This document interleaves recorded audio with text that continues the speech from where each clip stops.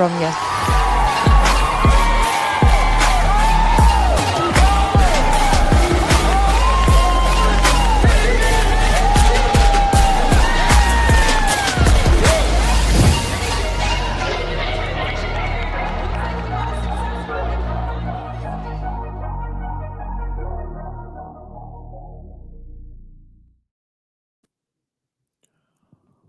Welcome back to the WODprep podcast. I'm your host, CJ DePalma, with the better co-host, Claire Bays. Good morning.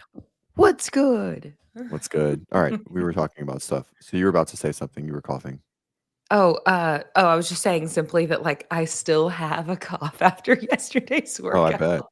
I bet. That's a dude. Yeah. That was such a great workout. I am And so annoyed that I didn't know that we were so close. I was very unaware of that detail. Oh my gosh, Claire, it was like I told you this yesterday, but I'll say it to the group, and the group watched. You started your last set of burpees like a solid 20 seconds before her. I mean, I've watched it back by now, CJ. I know. I mean, she caught you, and then dude, those last 4 burpees, if you wouldn't have like stopped feeling sorry for yourself in Dude. those last 4 burpees, oh my God, it would have been. I don't know if we would have the show. I just don't know. The communication that was happening to me was that I was a round ahead. So it's fine. But like that happened around round 7. So yes, I was feeling sorry for myself. And I was really tired. Like that was all very true. But I did not realize there was a legitimate race. And so like massive kudos to her. But not a clue. And so then once we finished it was like, wait a second, what? So next time I should have AirPods in because I listened 100%. back and I'm like, they were giving updates the whole time. Like I just didn't know. Yeah. So it is what it is. CrossFit. Very grateful to have managed to take a win. Barely. Me and CrossFit were arguing about reps, and I was just looking at yours, and looking back at it, I assume he was talking about Kate's step over. It was clearly a step, it is what it is. They're fine. It was like the first year they kind of allowed like this like glide, like this like lateral hop, and but someone was a step and someone was a jump, and then I commented on there, and I gave her a no rep on the last one. She said thanks. I saw that. And you know what? I got you. I gotta protect. I want to go back and watch what the live stream was, just because I think that you were probably in there a lot. Like I want to see who was hanging out in there for sure. I think Mesa was in there a good bit. It's pretty much the same chat, the same people except Gus. Our people? Yeah. Oh, I love it. My mom watched. Nice. That's so fun. Nice. Yeah. Nice. There was a Kate fan in there. I assume it was her. Yeah, it was the Katrin. Kate was doing the Katrin turn, but that was like way later. That was like the year they said that you can like just be off the ground with one foot. Right. In 2020, that would have for sure got, like, if that video was reviewed, it would have gotten no reps for Kate. Yours would have been close. Like it was I was like gonna say there are some for me where on the line. Yeah. It was such a weird, I don't know. I think it's a feet go over. Anywho. So yeah, what were we talking about prior to that? Oh, the game last night. Yeah. Right. Football. And so yeah, it was fucking Jalen Carter gets ejected first play of the game, which was crazy. Yeah. And then come to find out, it looked like, is the audio skipping? Let me know if it is for everyone else. I can mess with it maybe. Just put that down. My setup is all fucking over the place. Is it skipping around for anybody else? Not just you, Gus. Okay. All right, hold on. So anyways, it looked like Dak spit on him first, which sucks. It's crazy. I know. But then it looked like he didn't. And then so his old coach, I don't know, the blonde guy, he did an interview afterwards. He said he asked him, he said he was just spitting over his offensive line's shoulder. And I don't know. Like the video is like, I mean, he's like staring Jalen dead in the eyes. It's like he's like staring him dead in the eyes, and he gives a little spit. I don't know. I thought it was pretty interesting. Yeah, I missed that part. I saw the replay of Jalen doing it, but I didn't see Dak do it. So I Yeah, it don't was know. a great game. Cowboys unfortunately looked not terrible. Haha. Trish says, "Does Claire have Fran cough?" Yes, Mm-hmm. sort of. I had like a cold. It was probably who knows, whatever it was. Anyway, a couple weeks ago, so I've been coughing stuff up ever Right. since then. Okay. But this exacerbated it. So for 100%. sure. It's such a hard workout. It is one of my Ah, favorite. It's my best open workout ever. really? Mm-hmm. What was your overall percentile finish? Top 1% for that workout for sure. Yeah, my Yeah, mom's at it was mine. 1,000. My I was mom at it, she said it was like a top 2%. So I'm like, okay, that's not for how much you were feeling sorry for yourself. That's not bad. What was your finish then? that year or just Yeah, that workout? that year. Well, I think there was Oh a no, no, lift, no. I'm sorry. No, that specific workout. Like, like what was your finish 1,000. time, Oh, 10:40 or 10:50. It was sub 11. brother? That's fast. Do you think you're that fit now? No, like light snatching, like light hinging is Sure, my tiny man bread and butter. superpower. Like it's just like I'm very kind. My back, knock on wood, my back doesn't blow up. My back never gets tweaked. On stuff like that, I can basically like Jefferson curl, snake snatch. It is cutting in and out. Um, okay, let's see. Edit mic settings, reduce mic background noise. Maybe it's this. Um, okay, we'll try this, and then here we go. Okay, so, um, yeah, so it's just like my little, I don't know, superpower for someone who's not super strong. Mhm, Um, like I can just tolerate a lot of it, and I can get very squirrely and like rounded low back, and it not be fine. I don't need to stay very postured or anything like that. And then burpee, like digging deep on burpees is kind of my thing. mhm, Always has been. mhm. So, yeah, it was a good one. Okay, so you're gonna retest it at 95, not 65. No, no, I think I want to do it at 65 and see if I can Yeah. beat my. I don't think I could beat my time at 65, just because, like you said yesterday, just hitting the depth, like or just going that deep, is just like something that I just don't. It's not in Oh, my. on the intensity front? Hmm. Yeah. Like it's just not in my. I Current don't know. Yeah, bank. like it's just yeah. It was like I did 600 or I did 400s yesterday, um, Rep. and yeah, 2 days ago at like I don't know 125, 122, something like that. On like and then like a 2 minute rest. My heart rate was like 178, one something like that. And I was like, you know what? That was plenty of intensity because my heart rate just never gets up. Like it takes a lot of weird effort, like a real effort to get my heart rate over 170, like big time effort. It just doesn't Mhm. go that high. And so something like that would get it skyrocket. I would just be, I don't know, just get funny. I just start feeling weird. That's interesting for your age, it shouldn't be that hard to get it up over. I'm surprised. My resting heart rate's like 37. I've never had a high heart rate. That's Like I can crazy. probably count on one hand how many times my heart rate's been over 180. Can't relate. How does it feel to God's favorite? What was my original time? Oh, yeah, it's like 10. I don't know. Let's look it up. I looked it up yesterday. I was pretty proud of it. I think it was the closest I'd ever gotten to like being near rich on a on a workout. Thanks, Kenneth. Did you, I feel like that would be an okay time then to you said that I could ask on air about why'd you get what your stroke? Oh, gosh. Um, well, so I've had two. Um, Sorry. and what? Are you laughing? No. Um, oh, Corey. Yeah, Yeah. not at you. It's Thanks. just Thanks, funny. Claire. Just really throw me under the bus there. My wife Back to your doesn't say it's a problem. back to your stroke story. I don't wanna go further into that water. Um, so my first one was I was 20 and I was getting ready for it was the first year they had released uh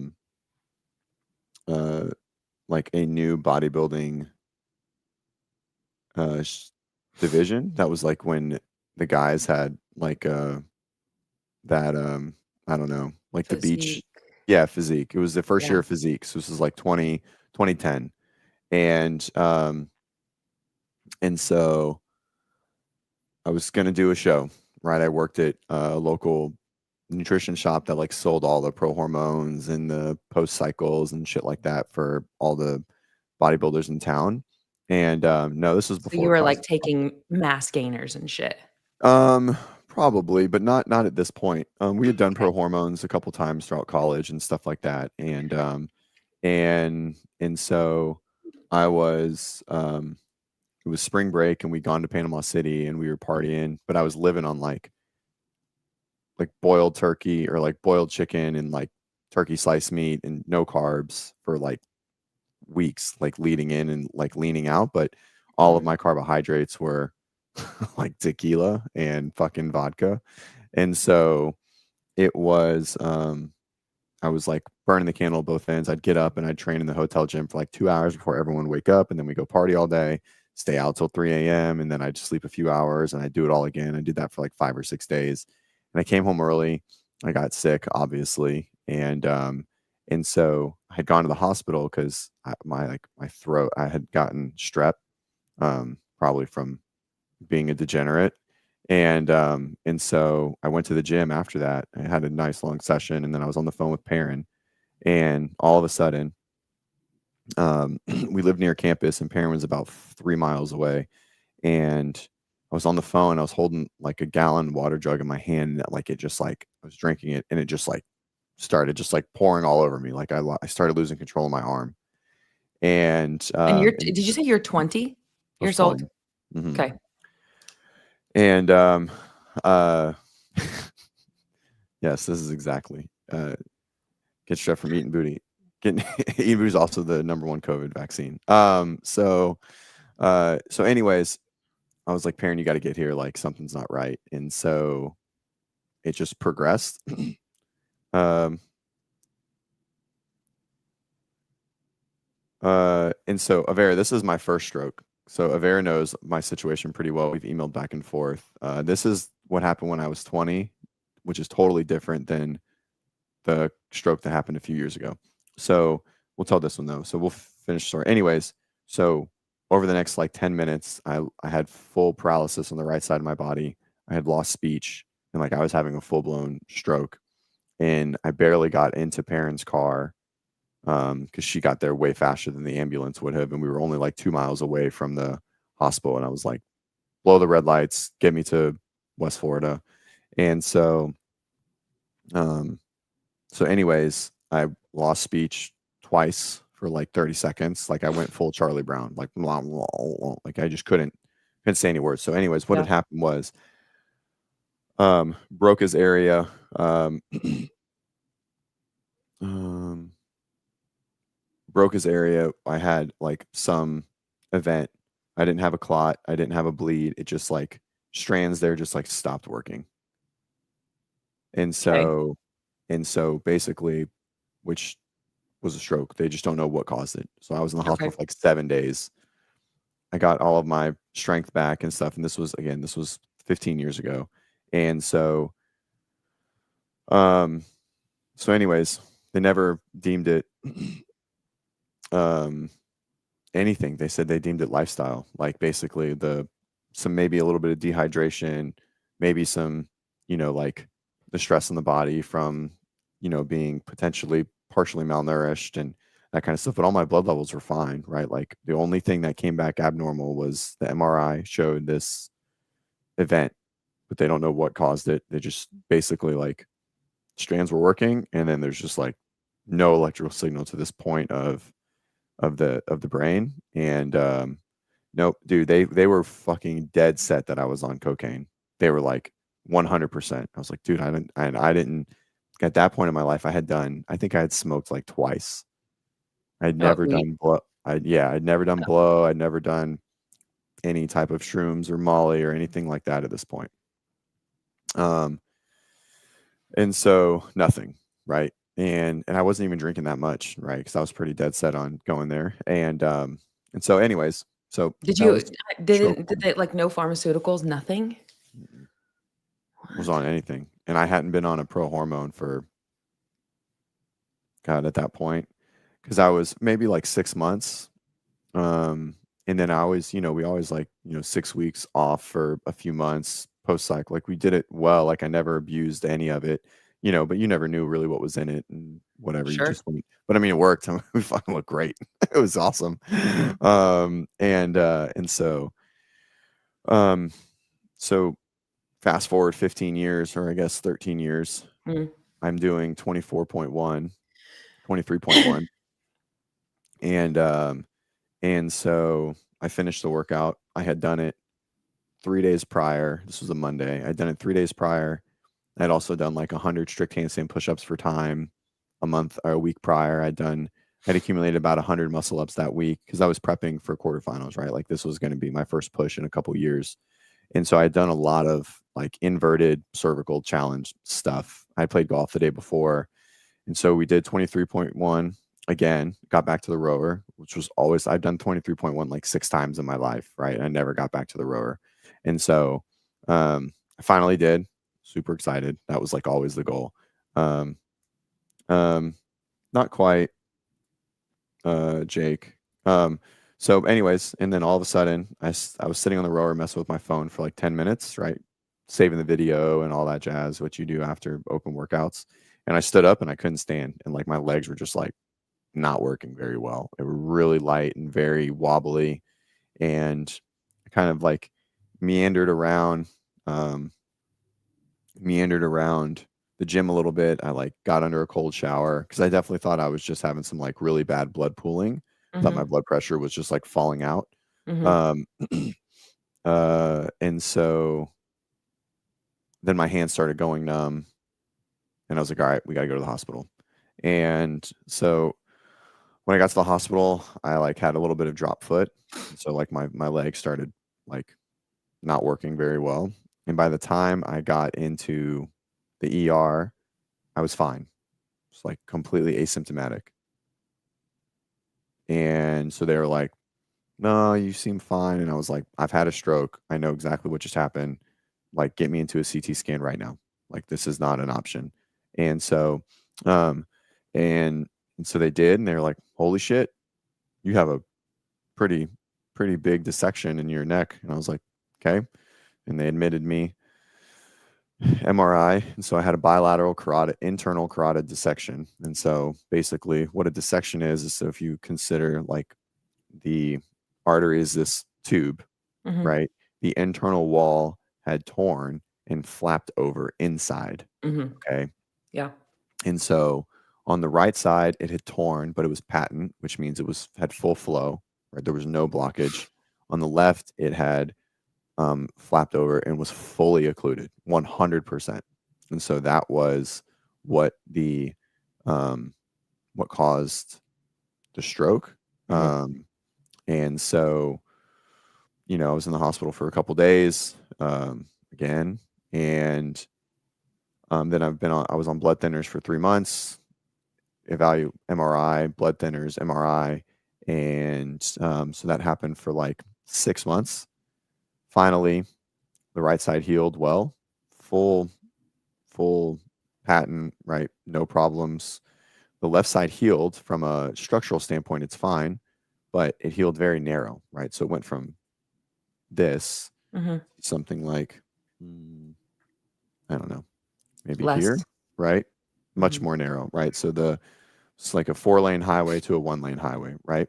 So, anyways, my normal restrictions based on all of that, since we weren't really sure what happened, is like no cervical flexion, rapid, right? So, like no head whipping of muscle ups, no being Okay. upside down, um, and no like max lifting, right? And so these are what the doc said. I mean, the doc doesn't really understand fitness at all, but I do Sure. like him, and he's a genuine guy. Uh, but it is so it was like those were like now lifelong limitations, right? Because it didn't heal the same, and so like it's more of is the risk like what's the risk? Because we don't really know because we're not really sure what caused it. So, anyways, fast forward like 16 months. Last December of 2024, this was all in 2023. I'm like baking cookies with family, and all of a sudden, like I just lose vision in my left eye, and like this This is what we shade, talked about. Yeah. shade comes down like this. Mhm. Um, and so back to the hospital, CT scans, MRIs, back on blood thinners. And so what had happened was I had created a huge clot like running behind it because it was so narrow, right? And so a piece of that clot broke loose and traveled to my eye, and that's where I had this I don't know, it's like a really long name. Anyways, clot traveled to my eye, and I lost vision for a short time.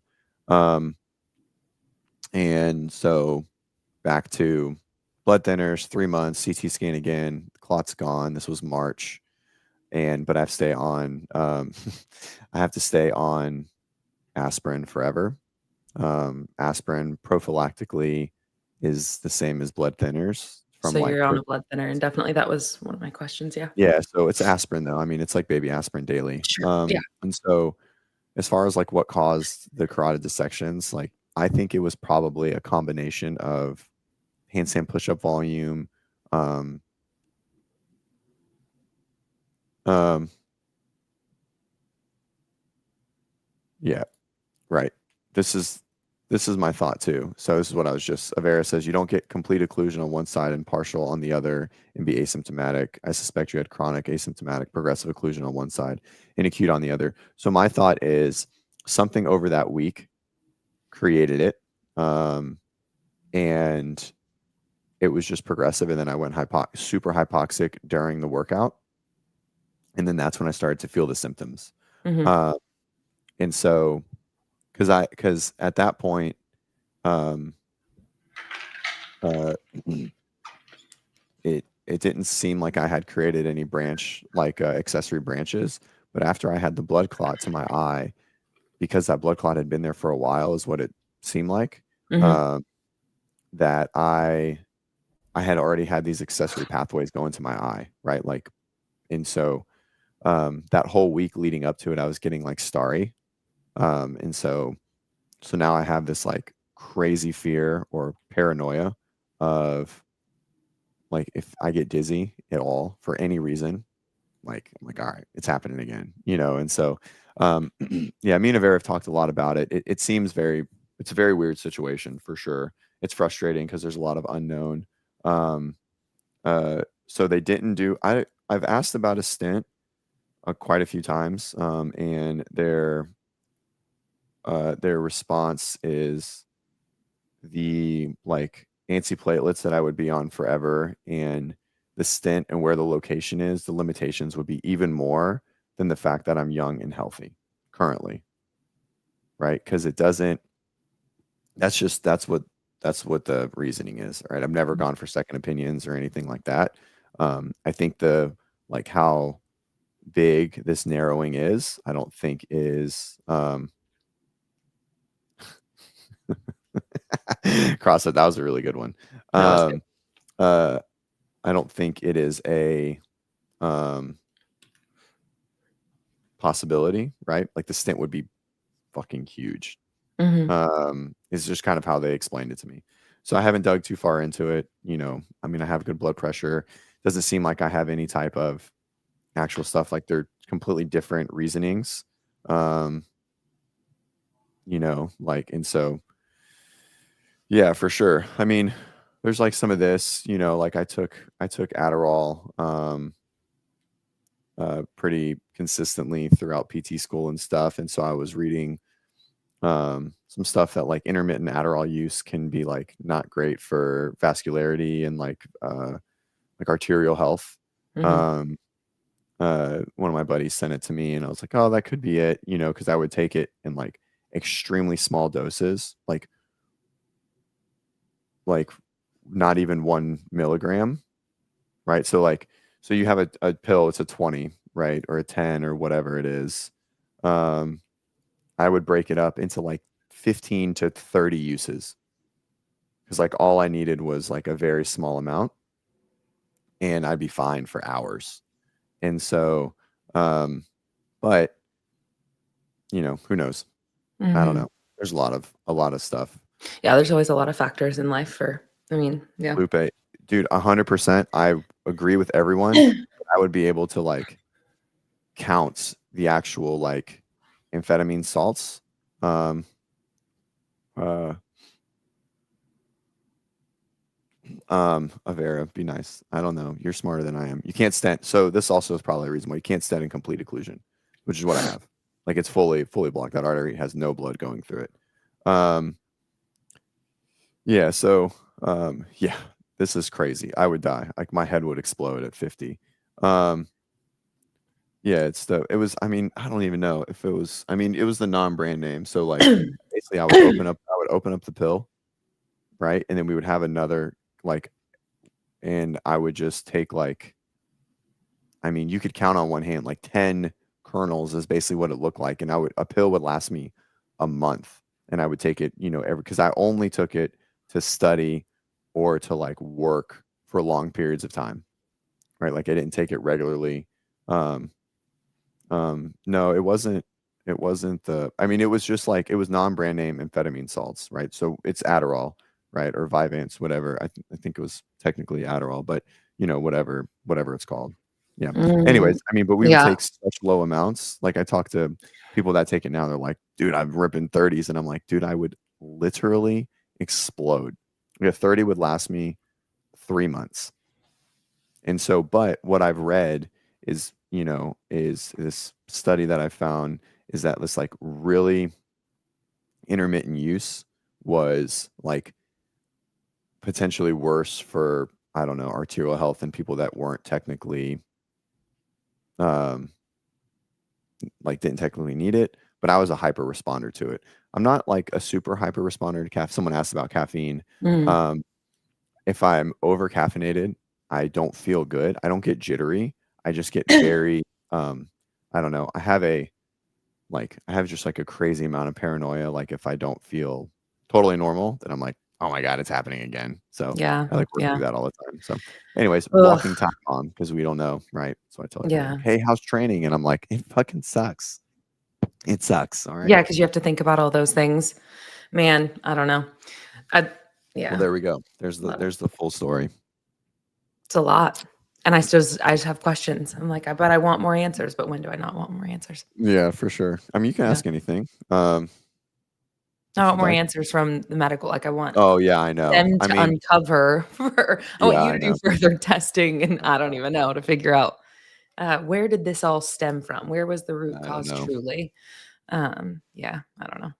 I definitely understand and can relate to the whole like anytime anything feels off, thanks to the mold exposure and then autoimmune diagnoses. And I'm here recently just like feeling good consistently. And it's just wild to have recent perspective over the last couple of years of what like driving to the gym every day in fear that you're going to pass out at all times is like. Like that's a crazy thing. And to have experienced that thanks to that mold poisoning was just fucking nuts. But anyway, Lupe. So, altogether different thing. 100%. So it no, not like of this. I mean, my dad had both my parents are alcoholics, and bikers, and so heavy drug use when they were younger, and um, uh, so, but no, my dad did die of a aortic aneurysm that they found and went in for surgery, and he never made it off the table, um, and so, but it didn't kill him, and so I haven't had like my arterial health from like all my actual like tissue, I don't know, tissue markers like of the tissue health is fine. Um, seen anything, at least nothing's ever popped up on testing from that sort of stuff, right? Like people um have asked if I have any type of like um like a Marfan's or like tissue extensibility diseases. And so no, not based on any testing that they've done. Lupe, if you find anything, I'd love it. Um, uh, Jake, box jumps. I think everyone's asking about your mold. This Mm. totally Yeah. Just Well, showing off the fields. I was gonna say, we have other things we wanna get to, so we'll probably not do that today, at least at length. But Sean, can you tell us about the mold poisoning? I live in a old house now, and I'm scared. So I'll just briefly say that, of course, I literally had a conversation with one of your friends last night, CJ, about this, who sent me I have like a story highlight on my Instagram that walks through a lot of the journey with the mold. Mhm. And he sent like pictures and was from it and was like, hey, can you tell me more about how you're getting through this? It has a family member with some just different things that they're navigating. And so Sean, I'm happy to talk to you more about it. And maybe we'll talk more about it at some other time. But I will say, if you're fearful of mold exposure in your home, there's a thing called an ERMI test that you can get. It's like $250, which, I mean, that's well worth it in comparison to getting mold poisoning, because it gave me 2 autoimmune diagnoses. And I'm working my way out of those. But like, I got really sick. So to me, $250 to make sure that you're not being exposed in some fashion that's going to make you ill chronically is pretty worthwhile. So anyway, ERMI is the name of that test that you can do at home, get it sent in to see what spores you're working with at home. And then also, I think that old homes, it's just good to note that building materials have changed over the years, and the way that they go about building homes, like air tightness, is actually a lot more favorable to a consumer these days. And they build that way because energy efficiency, bills, et cetera. So often older structures have more breathability, which means that it doesn't get trapped in the same way. So like, just because the home is old, I would definitely still make sure that you're not getting mold exposure for sure.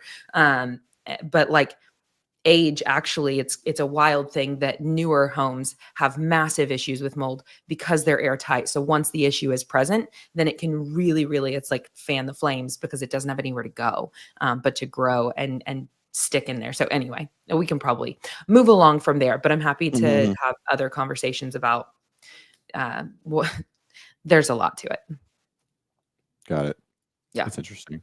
Yeah. Um, I sent you a handful of things. You just let me know where you want to go first. yeah, we gotta talk about the rich thing, right? I mean, I feel Yeah. like that's Well, like the okay. biggest Yeah. You want to thing. go there Or here, first? no, here, I guess we have like, we're talking about health. Let's talk about health. So let's talk about CrossFit's GLP-1 GLP-1. Yeah. Well, um and real quick, attack. as we head there, are you going to pull it up? The post Yeah, from Instagram? sure. Mhm. Thank you. Um, so regarding CrossFit Media, because I think that, post games, and now we've got the quick fix, et cetera. A lot of conversation has continuously been like, okay, what are we going to see from them? What are you laughing at? I'm laughing at you made a like concerning effort to not say fuck Oh, just now. I don't know. I don't know anyway. Oh, that's Uh, funny. so since then it's like, okay, now what are we going to see from here? And so I just went on the CrossFit Instagram page over the last 7 days to look at like, okay, what are we seeing? And so there's 17 posts over the last 7 days. 5 of them are workout of the day. 5 of them are stories from CrossFitters, CrossFit training and podcast stuff. 4 posts from that. You've got 2 posts that are from the Medical Society, and then one that's just kind of a brand messaging thing. And so that's all within the last 7 days. So if we just kind of take a look at like, there's a lot coming from them. Whereas we talk about the last handful of years of not much messaging coming from them, and diluting the understanding of what the methodology even is, because it's not coming directly from. So I just think it's cool to continue to monitor and check in and see how this is going, and just to see that 17 posts happened in the last week alone, and that was where they came from. And I mean, the Medical Society stuff, that's what this one is, of course, and it's just they're putting out gold. So in my Yeah, I mean, opinion. and I think, I mean, I think it's very important for them to take a stance, obviously, and obviously we're extremely supportive of the stance. And this post is really well done. Mhm. Um, and I don't think, um, I disagree, Jake. I think anyone with like any type of logic, like logic brain, like just in general, like just some sort of right-sided brain understands that Like, fuck the quick fix. Like, this GLP-1 approach is not that all medicine is bad, and I think it's clear that that's never a concept. Avera thinks they're all bad.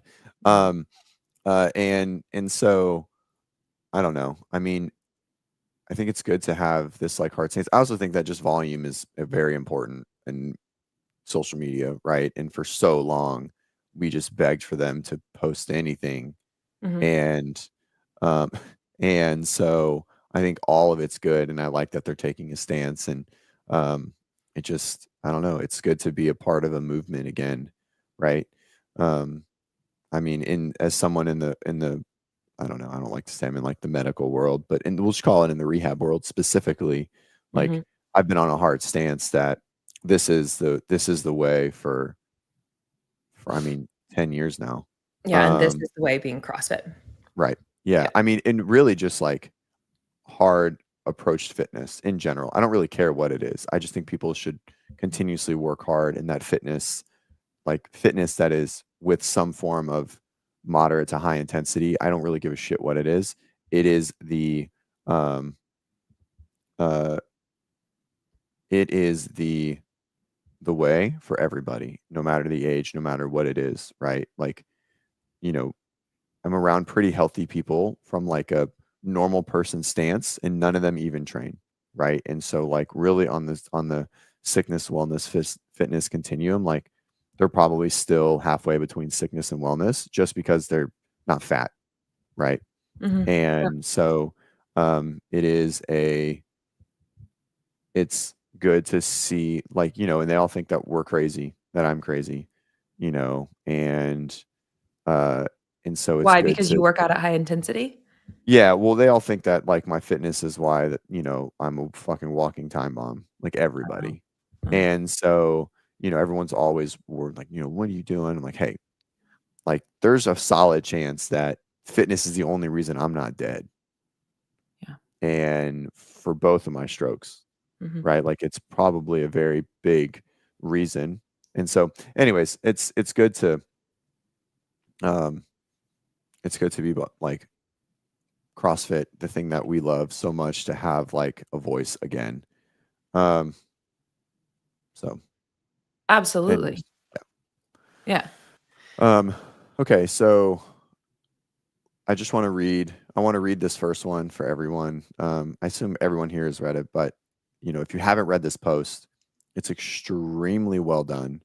I'm not going to read the whole thing. I just want to read the main caption. This is not to demonize the use of medications when they're appropriate, for often they are, but our unilateral dependence on them, as opposed to being part of comprehensive treatment strategy addressing root causes, is short-sighted and suboptimal. We must do a better job of educating and supporting healthy habit formation for lifestyle-driven diseases. This is not about blaming the victim. This is a wake-up call to my physician colleagues to do more than pay lip services to exercise and nutrition.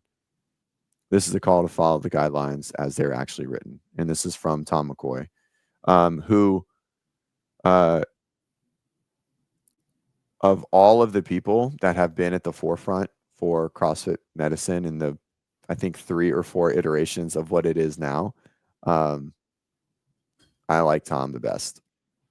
He's cool. And he's a good dude. Mhm. I know Jen as well. And they really, really love CrossFit. And everyone that's been at the front has loved CrossFit as well. But back in the day, I think it was more about just like getting the CrossFit voice into medicine, right? Mhm. Mhm. Instead of actually trying to educate. He does need bigger t-shirts for sure. Um, uh, instead of trying to get more like the people in CrossFit to be educated through some medicine. And so I like that. I love the L1 push for physicians. I think that's really cool. And I hope that we continue to do that moving. I don't think we're pushing that right now, but I hope that's something that they continue to do in the future. Um, but I like his approach. I've also had like consultations with him about my situation. Mhm. And he's helped me a lot too. So I'm biased to who he is as a person. Yeah. Well, I mean, I think you're biased. So if you read through these slides that he wrote here, I mean, I don't know him personally at all, but I, like you said, that I really love his approach, how he's just not demonizing, but just evaluating, like, let's look at what we do know so far. And then both about what it is that we do through Right. CrossFit, that is functional fitness and fitness in 100 words, and, you know, nutrition being at the base of that. I'm constantly coming back to nutrition is at the base of this thing, because it is profound. But yeah, and then saying, like, we know what the outcomes are here. We know what the side effects are of this or whatever. And then this is something that we're still learning a lot about. And so, I mean, I looked up this morning, according to ChatGPT, you know, there's 28 listed known side effects from this. And then it didn't even include some that we hear about as well. And so, I mean, it's an ongoing conversation. I think I'm gonna, like, leave it to Tom, and I will say that they're gonna go on at 9:30 a.m. Central Time today on the CrossFit YouTube channel, Oh, and nice. he'll be there, and I think it's a group of 4 individuals that are going to be talking about this more at length. So they're gonna have a conversation about this here in just a couple of hours, um, and so would encourage everybody to go over there. Like, I think I'm curious to hear more what he has to say, but I think that he wrote a lot of what he thinks here, and it's really well done, and being an ongoing conversation. And they're even, you know, in the title they put something about Serena, you know, and her involvement with the brand that she's working with, and it is just wild. I know, being in the fitness industry outside of CrossFit as well, because I'm in an area where there's a massive fitness industry that is not CrossFit, and so I get a lot of exposure to a lot of different fitness personalities, and seeing some of them coming out and talking about their use of GLP-1s just for things as simple as trying to quiet their food noise and things like that, you know? And I mean, it's like, I think that food noise, like, why is that if you have to navigate the reality that you have an appetite and some of us have a larger one than others, like, why is that a bad thing to have to navigate, you know? I, I don't, I don't understand why that gets I- that term and then it's a bad thing. Right. I think that really leans into this concept that life should be a certain challenge, and that any challenges need to be addressed with a fix, in the sense of, like, let's get this external thing, like pain, right? So, like, someone hurts, this concept that pain is the um like this sixth sense, right? Of, like, oh, this is a bad thing, it always needs to be addressed. We've just um we've just, like, been conditioned uh to assume that if something is wrong, it needs to be treated by a professional, and that we can't manage it on our own, right? Like, I'm working on this with Bennett, right? My 2-year-old, okay? And we don't really work on anything. We just play all the time. But, you know, he doesn't eat super well, right? Like, as far as his diet, his, like, food selection, and but what he does do really well is pretty much everything else, right? Like, he's kind of a savage, like, he's really strong, and he'll, like, bunk his head and, like, not think of anything. And so we just have this thing where he's nervous about something. I'm like, buddy, you can do hard things. And we fucking say that to each other all the Mhm. time now. And he's Mhm. like, we run around the neighborhood, and, like, if he starts slowing down, I'm like, you can do hard things, and he'll, like, run faster. And then, if, like, I'm doing something, he'll be like, you can do hard things, dad. And I'm like, you're fucking right, I can do hard things, buddy. And so people just have this notion that, like, I mean, it, and not to, like, I don't know, like, just victim mindset of, like, oh, this is really hard, someone needs to fix this for me, or something needs to fix this for me, I can't work through it myself. um and and so I think this GLP-1 kind of falls into this same bit, like food noise, right? It's like, dude, I'm 180 pounds, and I'm like 9 to 11% body fat, right? Mhm. And I fucking have a ton of food noise. My dad used to eat M&Ms out of a bag with a spoon, like, regularly, and Mhm. I would do the same thing. Right. Like, of course I fucking would. Like, I certainly was never, like, an alcoholic or addicted to drugs, but, like, I was. I've done right, right, and so, like, like, I've done Oh, harder yeah. drugs, and I fucking love them. They're great. Like, I thoroughly enjoyed them, and I Mhm. wanna do them again, but I'm a fucking adult, and I'm just like, "You know what? That's not smart. You can't do that anymore." You know what I mean? Like you Right. just have to be a fucking adult Mhm. and just like take responsibility for the way that you feel and Mhm. just understand that um not everything is going to be easy. And it's like, oh, food noise. It's like just, you know, Well, I like think that's yeah, it's just frustrating, right? Like the it's food noise scary. thing, it's like I'm gonna take a drug to limit my food noise. And it's like, okay, that's insane, right? That's for sure.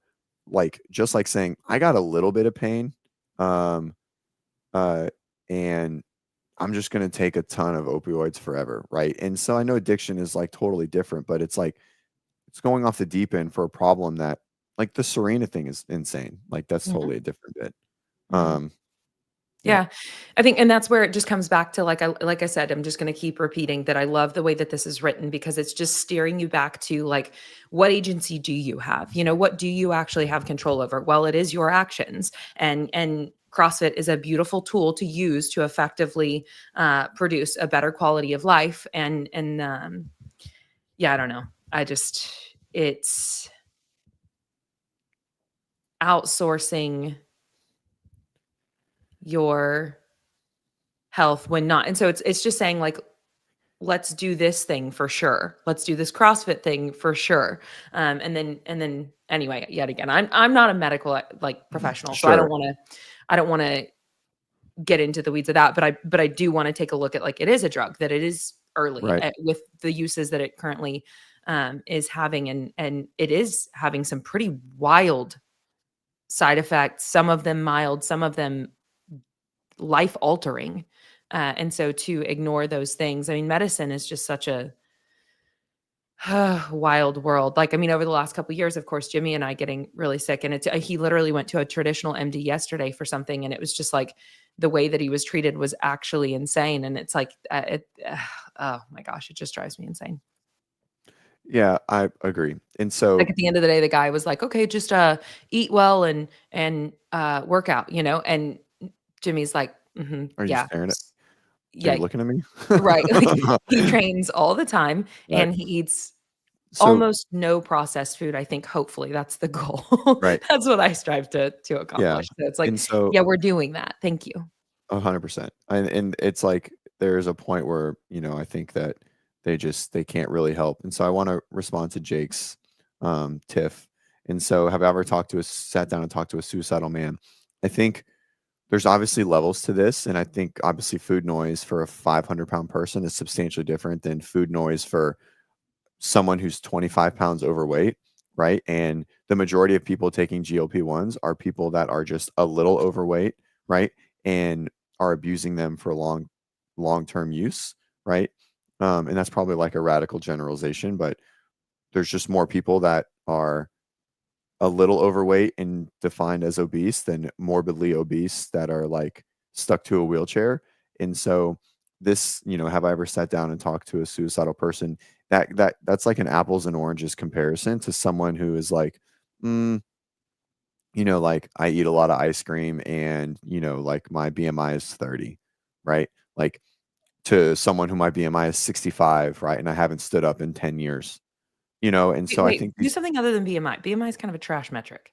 Not just saying, it is. No, it's not for general population. I disagree. I think it's a trash metric for us, Sure. right? Yeah. But I don't think it is for the general population. I think that's also a broad mischaracterization. If you don't train at all, it's a great driver, right? Like Okay. for the non-fitness community, Okay. right? It is a very important because like at least when you're trying to define obesity, right? Like if you are in the 20 to 25 range, the odds of you being substantially healthier than someone in the 32 to 35 that is not in fitness is eons in like massive percentage points higher, right? I agree. In our world, it doesn't make sense, but in the general world, it still has a pretty good like driver. But we can use body fat percentage if it's better, right? Like in general, right? So Either way, keep going with your thought. yeah, so like I just don't think that's a fair comparison, right? I think what we're saying is that like there's obviously these things. Not everyone is suicidal, right? A very small percentage of the world is suicidal, right? And those people need way more help and support than someone who's just really struggling, with like hard days. Like or like someone who thinks that they really have struggles, right? I think there's just a gap. And I think a lot of people have pushed through that gap and they just think that everything should be easy, right? And when it's not easy, then someone else needs to fix it for them, right? And so obviously I think there's a spectrum of what that is, and I think for most people, they're on the lower end of that spectrum, and they're just conflating it because their viewpoints in life and their expectance of support and how easy it should be, I think it is just flawed, and that's just my opinion. I don't think I need it to be. Um, uh, no, I'm not saying this is you're missing the point, Jake. I'm saying that there are points in times where this is very appropriate. In the 600 pounder, it's probably extremely appropriate, Yeah. right? But for the person who's 25 pounds overweight, that's taking GLP-1s, right? Because they just want to be skinny, is that's the majority of it. So I don't know. I don't know. Are we saying that? I don't know if we're saying the same thing. I think some people um, need them, right? Like we've talked about this, Jake. Oh, Jake is saying the same thing. And I think GLP-1s, I think all medicine initially is created for positive input, right? For positive things, everything, right? Like, I don't think so. you don't think I all just have medicine? I have just such massive distrust with the whole system. I don't actually believe that things are just like all created for people's best interest at all. Sure. I mean, No, but everything that is created has helped someone. I don't know if that's true or not true. I mean, I feel like it has to be, right? I mean, I guess not everyone. No, I don't know. nope. A I lot of mean, I drugs think just really suck. I don't know. Like, give me one. Give me an example. Well, I mean, and the suicidal man, like, well, that's another thing that on the roster of side effects that is a growing population or a growing thing that they're assessing is literally that as a side effect as well. All right, I'll walk it back for sure. Yeah, I'm like, hold on, no, and I just think there's so much money behind all of this at this point anyway, and there's so much motivation for the wrong reasons that I don't for a second believe that there's not drugs being, yeah, and the use of drugs. I mean, just the way that things are treated is actually insane to me. Yeah, I mean, I have to like initially think that physicians they don't go to school for 12 years to like be bad people, right? I think they're put in positions where um they are um like maybe I don't know. I mean, I have to say they're smarter than me, but maybe miseducated or um it's I can't I just have a hard time just thinking that there are millions of people in the world that are just like actively coming out and trying to harm others. Dude, I just popped my knee and it hurt. Oh my God. Oh, whoa. Sorry. It's like one of Uh, those with like it always pops and it's fine, like it's forever. And then that one was just like, ugh, that one hurt. Um, yeah, I don't know. I guess so, right? I mean, it's the same, well, and man. I'm not saying that an individual that went to medical school was like, and I'm gonna go screw people up. Like that's I'm not saying that the individual that went and did that schooling was their school of thought doing that thing. I'm just saying that exactly what Avera said here, that the industry itself is super corrupt. And I mean, it's baffling to me, for example, with my own experience recently, that like over the last couple of years, got mold poisoning, got really sick as a result, right? And got these couple of autoimmune diagnoses. And had I gone the traditional care route that was encouraged by certain individuals and so on, I would have been put on immunosuppressants and been given steroids and things that like I thankfully did other things, such as look at what impacts it's had on my gut microbiome or what impact it's had on the limbic system of my brain, because it has such a dramatic effect on the whole system. And so, okay, then how are we going to care for those root cause things and heal that stuff, right? And like that was not offered in a traditional Western setting to me. And so anyway, yeah. Um, it's yeah, it's interesting, right? Like this kind of like rolls into into your statement too. Um, it's just it's so hard to like to be trained in, like traditional medicine, right? In traditional rehab, like, and have that education there, and just assume, assume that it's all bad. It's all for money and all poor, right? Like, it's just like a hard thing to swallow.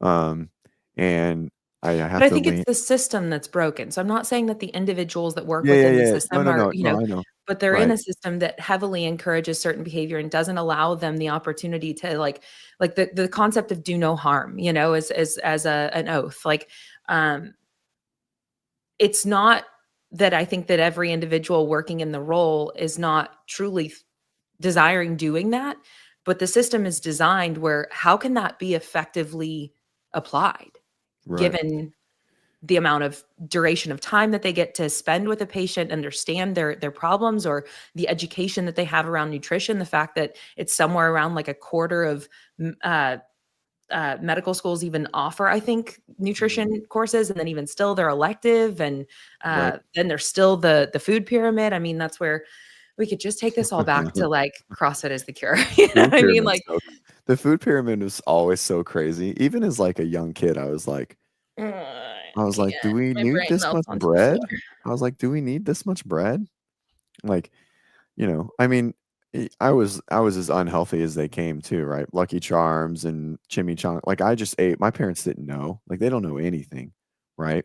And I mean, like, I lived on ice, like, just like food dyes and all the things. I mean, even then, like, food dyes were so much different. They Sure. just like hardly existed in the early 90s, right? They were still coloring with other stuff, right? And then it just became more and more. And so I don't know. It's yeah, it's weird. Yeah, Sean says a doctor isn't a nutritionist, and that is true. But at the end of the day, when it comes to healing a human, like nutrition is a very, very key piece of that. So as much as, yeah, today they're not in the structure that exists, like um, it would be wonderful if the education on nutrition for people treating illness was different, Yeah, in my Jake, opinion. And these are Jake's all my opinions. right. Yeah, yeah, yeah, Jake's triggered. That's Let's get all rid they of this are. fitness industry. The only way to get better is to do CrossFit. I, There you go. right, exactly. Obviously. Um, he is Jake's understanding it finally. I mean, there's there's still like it's this is I mean, this is really what it is, obviously. This is the only thing that matters. Um, yeah, I don't know, man. It's tough, right? It's hard for me to be as cynical about it as everyone else, but I say that and like I watched my dad die from like medical malpractice that I never addressed and I should have. Like they put him on the table and he shouldn't have been on the table, right? And because they did a poor history on him. And so it's yeah, but it's I mean the health system has worked like it saved my life, you know. And Yeah, and so they're like right. and And so that's a it's relevant point. There are some time like, there are some beautiful things about like, I don't wanna demonize the whole thing at all. yeah, it's funny Jake just said it. Yeah, and again, I'm not that's why it's so hard for me to like Yeah. hop on this full train of um There's nuance. yeah, of this nuance. And to answer the question, I probably would have lived maybe not 2 years after, right? Like the follow-up and the suggestions that they've made of life changes or whatever. I don't know. I don't know. I still feel like I'm a walking time walking time bomb, but we'll walk that back. Um, uh, I certainly, Jake's so hot right now. I love it. I love Mad Jake. Um, I think if we're coming back to this GLP-1 in the, um, we said that earlier, Lupe. I think we said that to start the call. Maybe not. Yeah, I think this like rampant literally buy it out. use. Yeah. I think this rampant use of GLP-1s is most people don't need them. Most people, like for sure, a large percentage that are a little overweight or whatever, and they're just getting doctors to prescribe them, right? So, um, I think it's appropriate for some people. It's probably appropriate for a lot of people, right? And it can be very beneficial to them with the right support system behind them of exercise, appropriate eating, right, to prevent muscle wasting and some of these other like deficits that come from just, you know, um, like like a worse state of life, right? And so it is, yeah, there's a lot of nuance, but I think this GLP-1, I think the point of it is that so many people are just resorting to this and skipping like all the things necessary to create like a life of longevity. And I think that's the problem. Lito's question, probably a good one to answer. Yeah, Are and we I mad think that because of the we're side gonna effects? go I don't. listen. Go Go ahead. ahead. No, you're Well, fine. I think that going and listening to Tom speak about this more at length after this is going to be a really cool, and the group that he's going to be with. I mean, because yet again, like I think obviously what we're doing from me is sharing. I have very strong opinions about this, right? Because of the way that I've experienced it. But yeah, there's just so much to unpack there. But um coming back to, I guess the point is, what do we have agency over? And as much as there are life-saving things in medicine that is absolutely remarkable, truly, thoroughly, right? Then also there are all of these things that we don't just have to hand off to someone else and have no ability to do anything about our health. And that's kind of the whole point of what do we have control over? Well, um, what we put in our mouth, the way that we move our bodies, things like that. Yeah.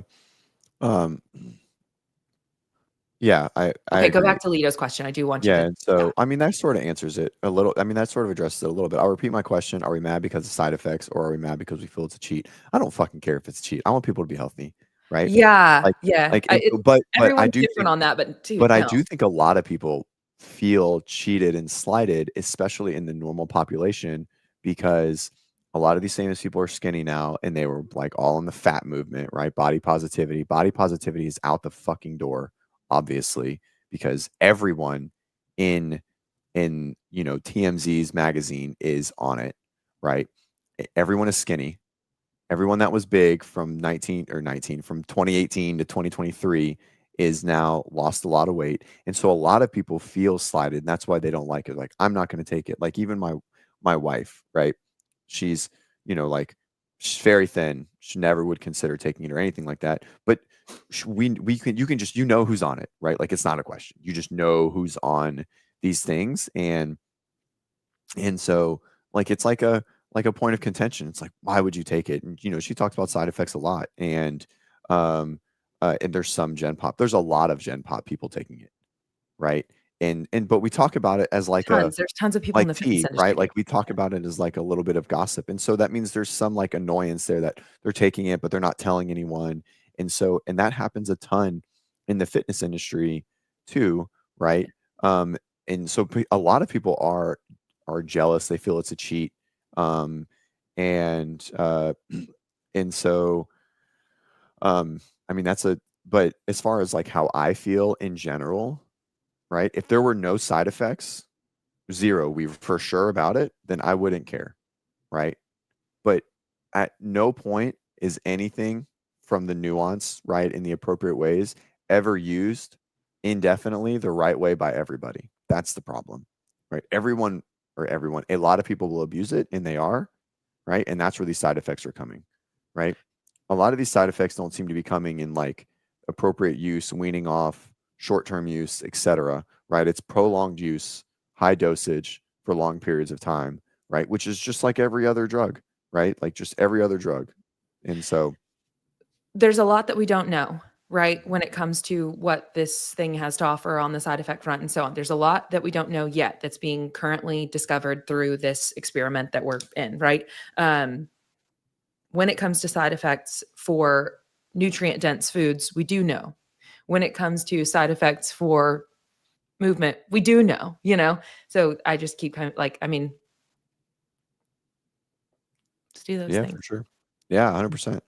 And this is the most interesting one, right? This is like where, you know, um like a lot of anti-vax moms, like basically, like homesteading, etc., that read what's the turtles book called? I can't even think of Swimming with Turtles or something like that. It's like the vaccine book that everyone's read that educates you from layman's terms. You know, Jake, we've talked about it. I use your reference all the time when I talk about GLP-1s, right? Like of like the scans that they've done, the weight that they've lost, the health markers that they've improved with, right?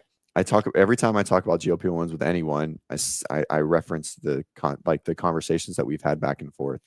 And it does seem like there can be benefits, right, if they're used the right way. So I mean, but again, I don't know them enough, right? Like if you read everyone, and I mean, there's a lot of physicians that comment on that post that's on the other side of my screen that, like say they're all bad. Avera is substantially more educated and well read than I am, and probably anyone here on the call. And he doesn't think that there is any good in them at all. And so it's hard to,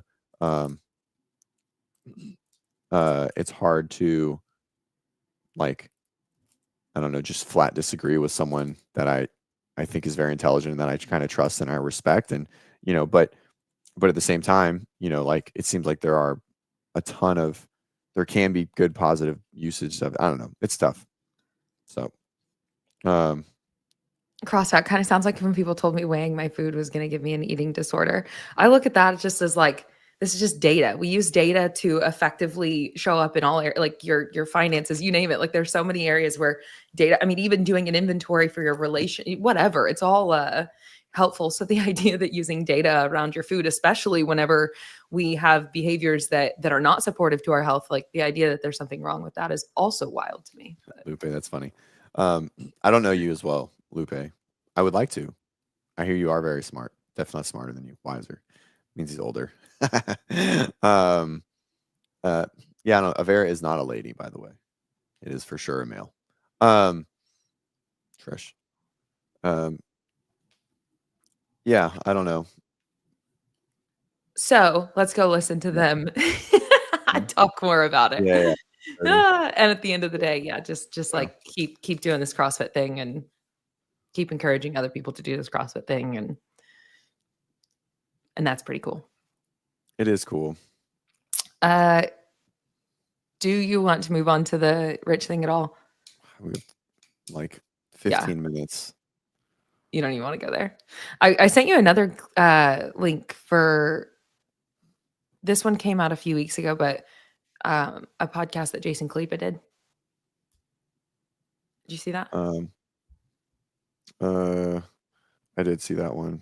It didn't pull up on my computer though.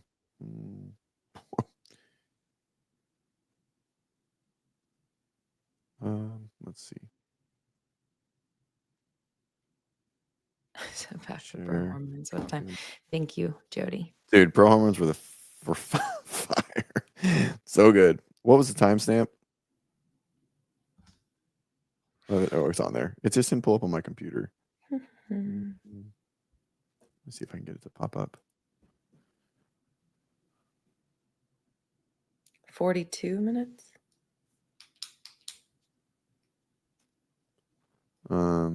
Usually if I send you got people in the comments going on Rich's thing. I don't know. I mean, I don't know which one. Where you want to? We'll pull up Rich's thing. It's fine. Yeah, and the Jason Khalipa thing. It was just the title of the video was something. It says strength and conditioning. What is the best way to get results? Strength and conditioning, CrossFit, or hybrid training, which I thought was an interesting title because CrossFit is strength and conditioning. So it just is, right? Mm-hmm. But then one of the co-hosts was just saying that their opinion was that the push from media from CrossFit is like 5 to 10 years too late. And yet again, I don't know, from our perspective, it's like, no better time than now, dude. Yeah. That can kind of sum that up. And that wasn't what Jason was saying. All right. Somewhere. Any of that you've never talked to me or asked me about anything whatsoever, or it's a little bit before that. 15 no dry than that for you, or I don't know, Nicole or someone who's been I think it starts before that. Installs the people. So, when I saw him and you together, I kind of thought, like, I wonder what it would take. So, like, I'm curious, like, say Malik, I'll give you a couple of hypotheticals, right? Give me some hypotheticals. So Malik or someone that you are unsure of, so or someone else purchases the company and installs the people, Puppets. or even just says like, all right, you're the CEO. Jake says turn it down. You're the CEO. Yeah. Here's the direction. Here's your target. Here's the direction that we're heading in. Mhm. I'll see you at the next board meeting. And just like goes, like just it sets stuff up Is it and then better? makes the changes they want to make to staffing or whatever, and then says, all right, let's see what happens the next 3 months or whatever, and just like is completely hands off. If it's someone like say Dave or I don't know, Nicole or someone who's been around and has seen it and done it, would you then be like, all right, I'll have a talk about it and see what happens, or is it like more cut and dry than that for you? Cut and dry. Okay. So even if like Dave reached out and was like, hey, I just got the big gig, I'm coming out of Mayhem, let's have a chat, you're my number one thing that I want to resolve, would you be like, I would fuck say, it? I would say, all right, Oh. about the last 8 years, 15 years that you've never talked to me or asked me about anything. Fuck you, whatsoever, Jake. Or that's what I would say. I love that the time doubled in the sentence. That was Well, funny as I'm shit. thinking, I guess, post Greg, when he actually probably could have done something, because previous to Greg, he probably couldn't have done anything. Yeah. But I would say, cool, man. What's going to change from the time that you've been? No, man. There's going to have to be, lack of better terms, I'm going to have a seat at the table somewhere. If you were asked to be CEO by somebody, would you do it, or are you like, I don't want that? I'm not CEO material, man. I'm not going to sit on a day-to-day. I would definitely be some type of it. I would enjoy some type of advisory role, some type of, I don't know. I'd love a salary. I'd love a salary. I'd love, like I'd love a reason to actually, be a part of it. No, man, I would like to have some say. I can't be a day-to-day, sit here 8 hours, have a bunch of meetings. Like, I'm just not that guy, man. I've tried that in years past, and it's just not for me. I'm your ceremonial, rally the troops, have some opinions. Don't you go in the? Did Angelo tell me you go in the parade with Santa? I did one damn time, and yeah, we did. My kids loved it. That's all that matters. We did a lot of stuff for our kids. I feel like if there was a CrossFit stamp, like a male stamp. Right? Yeah, I'm just the queen. I'm just the queen. Shake hands, kiss babies. I mean, I'd like to have some type of like vision and be involved and make sure that like we're on the right track. But I'm just not going to be the guy that's like. You'd like a veto, basically. Yeah, like the power to say like, no, I'm not doing that. Right. Some of the meetings I like being in on, but some of them, like the day-to-day stuff, I'm like, nah, I ain't doing it. Yeah.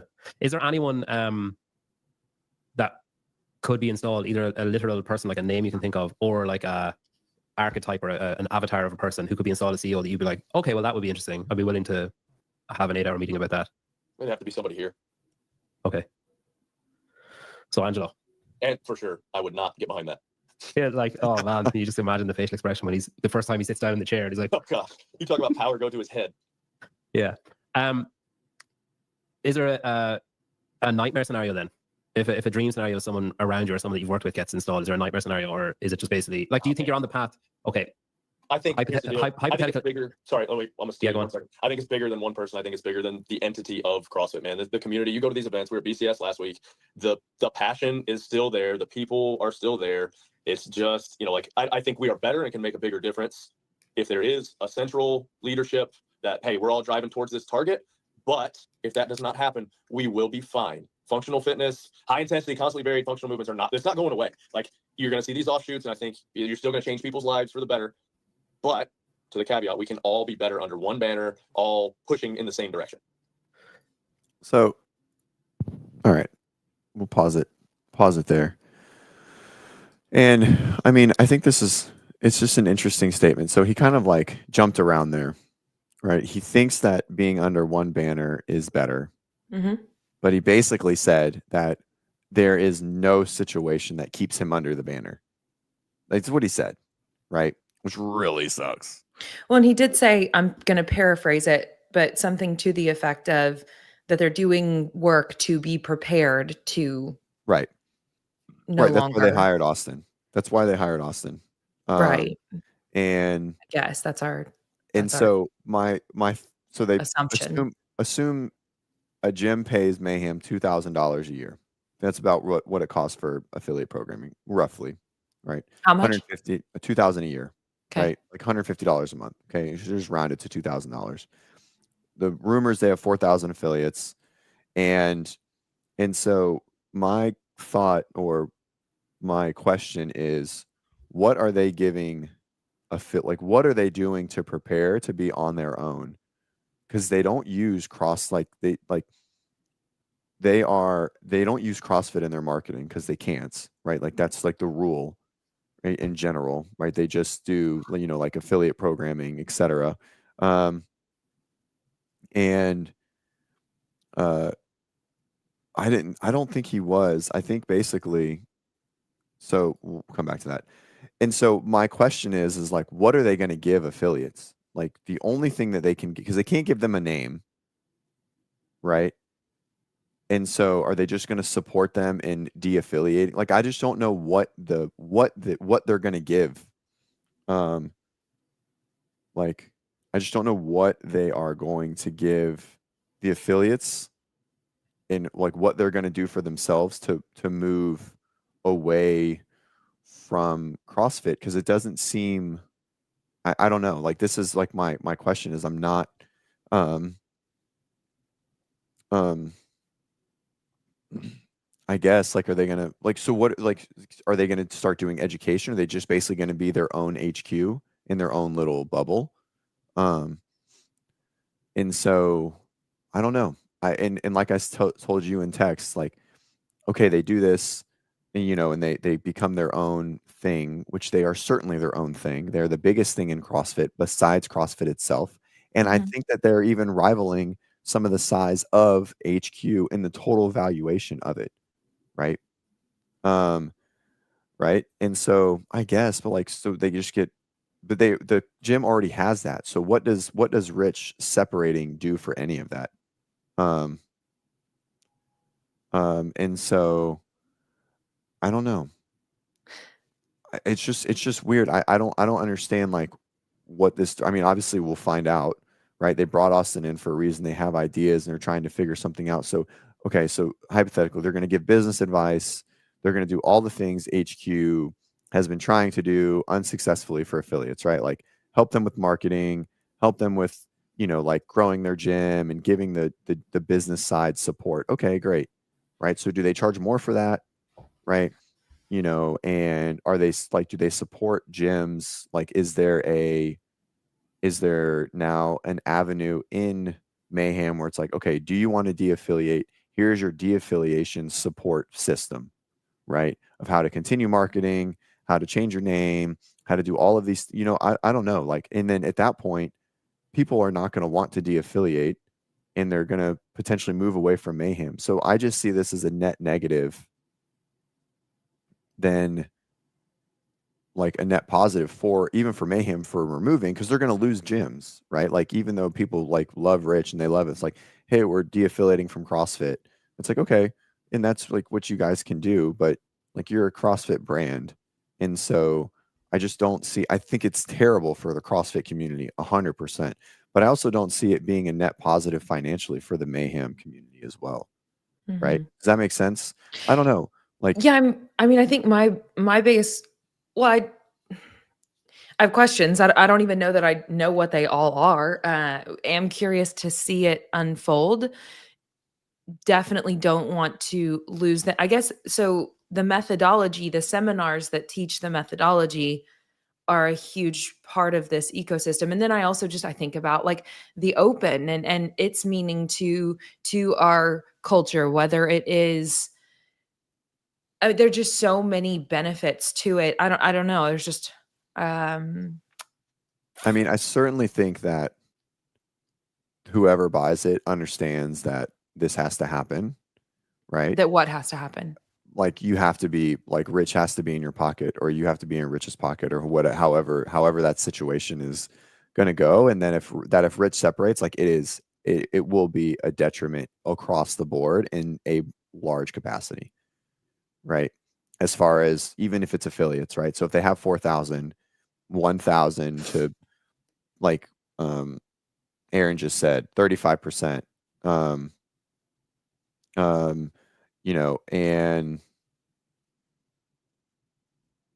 it is, I mean, like there's a lot of like if Rich de-affiliates, a lot of people will de-affiliate and it will be bad for CrossFit. Like to the point that it's like, hey, we have to keep Rich around. I mean, I think that's like I mean, like he could single-handedly be in control of, you know, 50 like somewheres of like $5 to $10 million of revenue coming into CrossFit per year if he decides to leave. And just at the top end of affiliates, right? I think that 1,000 to 2,000 affiliates could de-affiliate if Rich leaves. Like it'll be as big as when Greg fucking tweeted Floyd 19, right? And so no, I don't think it should be responded to in fear, right? I think Rich is very good for CrossFit. Yeah. Right? Like across the board. Right. And I think he's tired of it. And I think that's totally fine. That's his right. He's earned the right to have this big of a voice. Mhm. Uh, and so I don't know. Like, yeah, like they can. This is the thing. Like some people won't leave, but this is what I'm trying to figure out. So Judy said, can the gym stay affiliated with HQ and still 100%? Like they wouldn't do that. That would be crazy. I mean, they would lose thousands of affiliates too, basically, like whoever didn't leave. And I don't think they're going to ask people to leave. It sounds like they're just going to give support to people who leave. But when you do leave, like they're going to burn some bridges as well.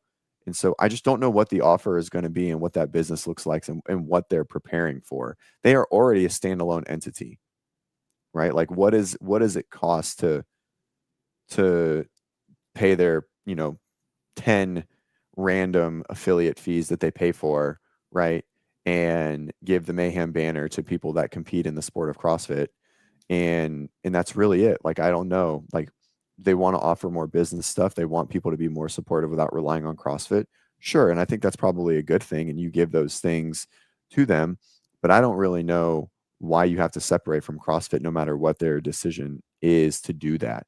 Right. Like being a part of CrossFit is not a net negative for this brand specifically. I think it could be for some people at some times, depending on where you are, right? Like, or at least how you feel of like how they're influencing the political community around you. Like, and there's like all these other things. Like, I think some people feel like that is.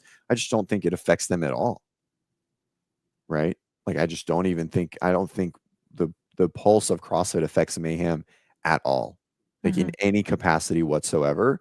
But I think if they leave, it will affect them negatively, right? Maybe not a lot, but I mean, measurably. Like, I mean, they will lose affiliates. People won't affiliate with Mayhem Programming if they're like, oh, we don't want to be part of CrossFit anymore, even though we're doing functional fitness. You know what I mean? Like, because then I don't know. Yeah. I don't know. It's just weird. Like, it's just a weird situation. I mean, like, because they can't start a fitness entity. Like, you know what I mean? Like, they're not going to start a new. He doesn't hate the methodology. They're not going to try and do something different. Call it, like Fit Cross or I don't know, Mayhem Fit or whatever. Even if they do, like, do we pay more now? I don't know.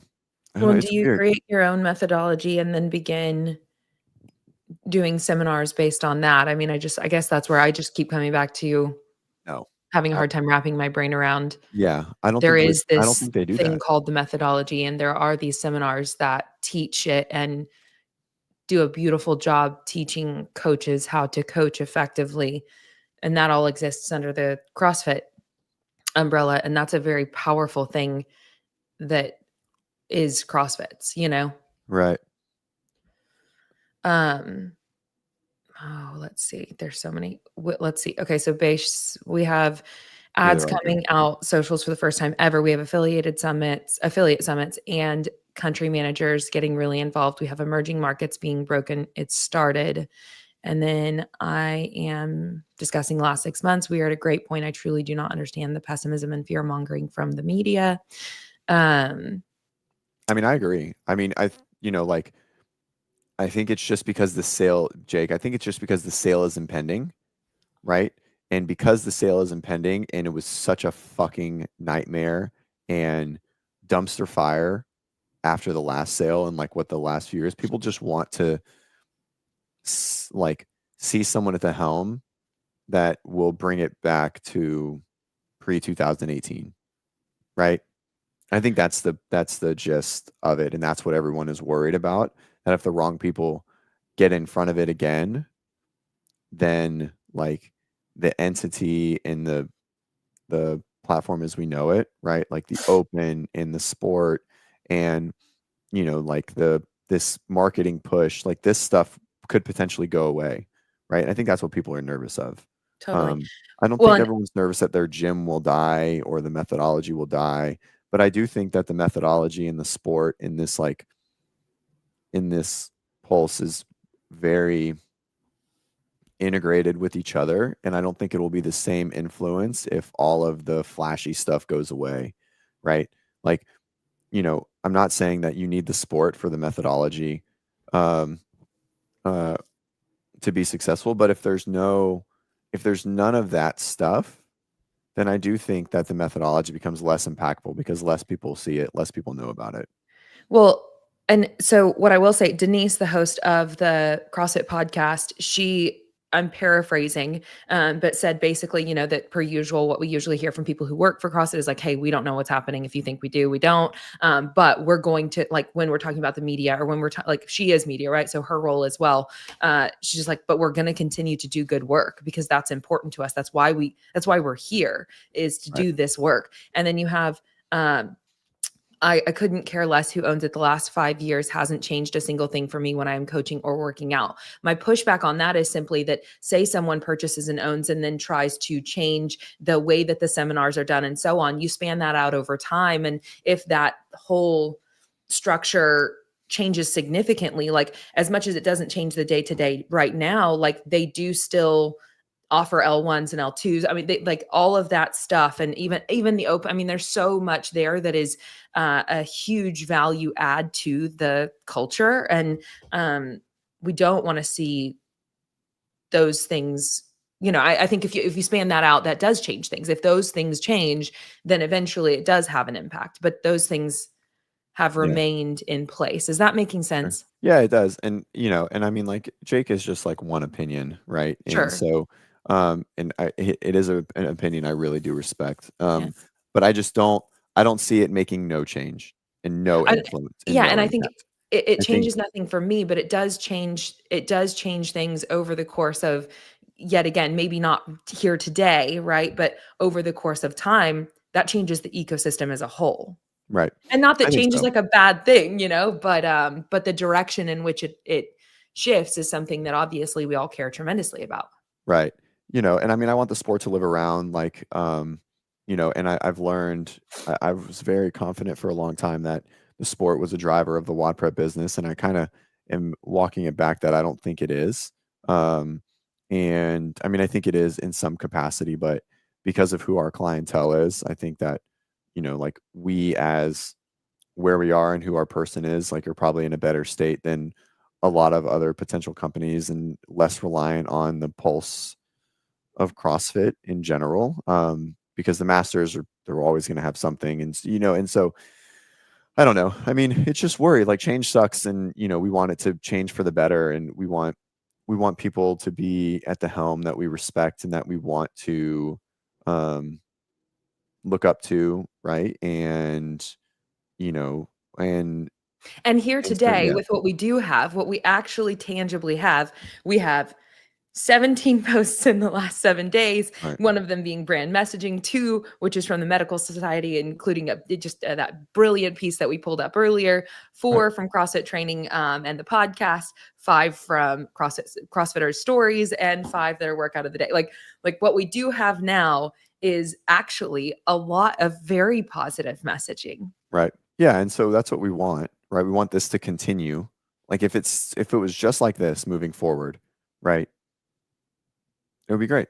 I think we're on the right track.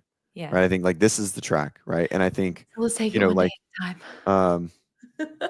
and so, Jake, like, we need to sell. So it's gonna sell, right? It's not the point that we need to. This is the direction we want to be on. And for me, I'm nervous that when we sell, it's going to change, and I don't want it to change. I don't want Rich to leave. I think that's a big influence to the sport in general. And so at Clooney's, it's fine. Now I'm already over time. It's okay. It's This is it's okay. We not don't just need. that. It's Yeah, not. but right. I mean, it's not. It's better than what it was, but it doesn't matter. Like, you have to get a better community internally before you try to um, uh, pull in the external community, right? And that's what we're doing. We're trying to reinvigorate and remotivate and, like, get the support back from us that's in it more, right? Like, we can just arbitrarily say there's probably 50% of CrossFit like gyms that are not affiliated, right? But they still see the message because they do CrossFit, right? even though they're not affiliated. They do Mayhem programming or whatever. They don't pay the affiliate fee. If we can get them motivated and get them back in and get them to re-affiliate first, we're winning. The company's blowing up again, right? It's not about bringing new people in, right? And it's about continuing to remotivate, I think, the current people that are here that have been on the fence for a long time. And so and that is taking place, but also yet again, I like you said, for time's sake, we're not really going to be able to. But if you look at all of that breadth of the different posts that have been made over the last 7 days alone, there's no way that those are not reaching a new, like the people who are not bought in are not sending those things to other people, right. That are not involved, So whether it's a story from a CrossFit or that medical society thing, something that was said there, hit home with them and made them think of a loved one. And so they shared it with them, and that's a not CrossFitter today. Right. So like, right. I do think that messaging is actually making its way beyond just our little bubble of, hey, we're already here. Right. And again, I think that's fine, and so we'll finish on this. I will. I don't want Rich to leave.